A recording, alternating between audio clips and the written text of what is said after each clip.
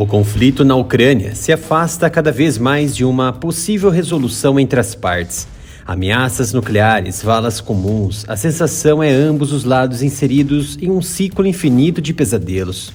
Desde o início do conflito, as nações usaram meios tecnológicos de reconhecimento, vigilância, mapeamento e, principalmente, para ataque, como dispositivos aéreos remotamente controlados, os conhecidos drones voadores. A Ucrânia vem utilizando constantemente drones de ataque turcos Bayraktar TB2 e outros comerciais adaptados a exemplos do Mavic 3 para guerra contra posições de cavalaria mecanizada e tropas russas em solo, bem como contra bases militares nas regiões de Donetsk e Kherson. Já os principais drones utilizados pela Rússia parecem ser o Orlan 10, pequeno e de fácil lançamento através de catapultas, e o Shahed 136 de fabricação iraniana, mais robusto e complexo, renomeado pelos russos de Gerânio 2. Diante da onda de bombardeios russas nos últimos dias contra a capital Kiev, após o ataque à ponte de Kerch que liga Crimeia e Rússia, novamente nesta segunda-feira, 17 de outubro, por volta das 6h35 da manhã, horário local, as sirenes soaram na capital, que recebeu chuvas e drones kamikazes, ceifando ao menos 3 pessoas até o momento que este vídeo foi feito. Dias depois que o presidente da Rússia, Vladimir Putin, prometeu que não haveria necessidade de ataques mais maciços na Ucrânia. Moradores acordaram com barulhos estranhos e zumbidos, ao estilo guerra de robôs vista somente em filmes, e quando abriram a janela para observar o que estava ocorrendo, diversas explosões surgiram. Fotos mostraram os drones voando baixo pelos céus da capital da Ucrânia na manhã de segunda-feira, enquanto policiais atiravam neles do chão e moradores corriam para abrigos. Outras imagens mostraram fumaça subindo de explosões em toda a cidade. Atirar em drones como o Shahed 136 em pleno voo não é a melhor maneira de pará-los. Isso porque, se houver alguma avaria no sistema de planeio ou motor, o dispositivo irá cair verticalmente contra casas e outras áreas que não seriam alvos, e os explosivos acoplados de até 40 quilos em sua cabeça explodirão com impacto. Ao menos segundo o governo local, 28 drones Shahed 136 russos foram lançados em direção à capital. A maioria foi abatida com uma mistura de defesas aéreas e fogo de armas pequenas. Vídeos e fotos confirmaram que muitos edifícios civis foram atingidos pelos drones após policiais locais ucranianos atirarem, o que levou os drones a perderem o controle e caindo nas áreas civis, como mostrado neste vídeo incrível. O Gerânio 2 possui uma envergadura de cerca de 2,5 metros e pode ser difícil de detectar no radar, principalmente quando operado em baixa altura, controlado por ondas de rádio. Cada unidade está na faixa de $20 mil.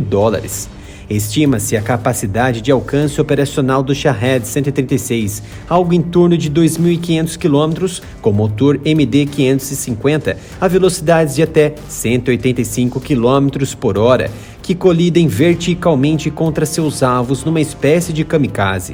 Em setembro de 2019, esse drone realizou ataques espetaculares contra instalações petrolíferas na Arábia Saudita e novamente em janeiro deste ano contra o território dos Emirados Árabes, ataques reivindicados por rebeldes no Iêmen, mas amplamente atribuídos ao próprio país. Esses drones são chamados de kamikazes por causa de seu alto sacrifício durante o ataque.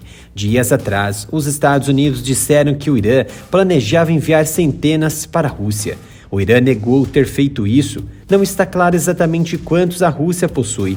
Estima-se algo em torno de 2.500 do tipo, mas o uso já é certo e vem causando grandes destruições nas infraestruturas civis e militares por todo o país vizinho. Rússia atacou infraestrutura crítica em 3 regiões, o que foi confirmado pelo primeiro-ministro ucraniano Denis Shmyhal. Segundo ele, os ataques atingiram infraestrutura crítica de eletricidade, gás e outras instalações importantes de logística e abastecimento, incluindo ferrovias. O chefe da ferrovia estatal da Ucrânia, Alexander Kamyshin, disse que alguns ataques de drones atingiram, perto da estação central de Kiev, dezenas de pessoas abrigadas em uma passagem subterrânea na estação. As instalações de metrô na capital foram utilizadas como abrigos, como se pode observar nesta imagem. Há relatos também de ataques com foguetes russos contra a infraestrutura crítica na região central de Dnipropetrovsk, na região de Sami, no leste, deixando milhares de militares e civis sem energia, principalmente aqueles voluntários que não fazem parte do exército, mas trabalham em cooperação armados e que possuem pouca ou nenhuma experiência militar. Geralmente são estrangeiros que migram para a Ucrânia para combater uma guerra que não lhes pertence.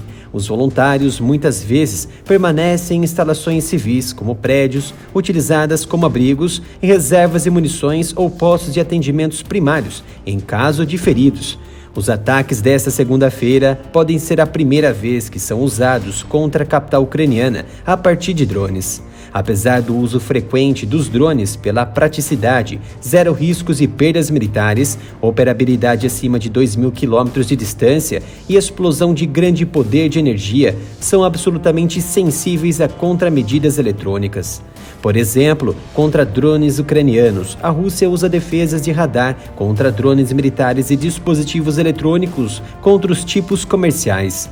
As forças russas têm o rifle Stupper, que dispara pulsos eletromagnéticos. Isso impede que os drones comerciais, por exemplo, possam navegar usando GPS ou usam sistemas online como Aeroscope para detectar e interromper as comunicações entre drones comerciais e seus operadores. A devastação causada pelos drones russos chamou a atenção da comunidade internacional. O Ocidente já mirou na nação fabricante, o Irã, que de imediato nesta segunda-feira disse que não forneceu à Rússia drones para usar lá no conflito. Segundo o porta-voz do Ministério das Relações Exteriores persa, Nasser Kanani, as notícias publicadas sobre a nação fornecer drones à Rússia têm ambições políticas e são divulgadas por fontes ocidentais. Não fornecemos armamentos para nenhum lado dos países em guerra. O chefe de política externa da União Europeia, Josep Borrell, disse que o bloco buscará as evidências concretas sobre a participação do Irã na guerra da Rússia contra a vizinha. De um lado, uma nação que foi invadida pelos russos, recebendo ajuda em centenas e milhares de armamentos e dinheiro de diversas nações da Europa, América do Norte e Eurásia contra civis e militares russos e de diferentes etnias. E do outro, uma nação potência bélica que invadiu sua vizinha por causa de pretextos e objetivos próprios deles, operar um conflito com suas próprias armas e através da compra de equipamentos de outras nações, e não recebendo doações. A guerra de narrativa e informação é visível. Se a Ucrânia recebeu ajuda de graça de outra nação, por que a Rússia não pode comprar de outra? E por que os americanos não forçam uma cúpula de negociação com a Rússia? Esta é a análise, esta é a guerra atual de território, físico, narrativas, moral e principalmente de mentiras. Esta guerra só terá fim quando Estados Unidos e Rússia quiserem. Esperamos que este conflito acabe o mais rápido possível, sem causar mais danos aos ucranianos. Nossas análises e informações seguem diariamente. Se possível, conto com a sua colaboração doando qualquer valor para a nossa chave Pix, canal aramilitarov@gmail.com.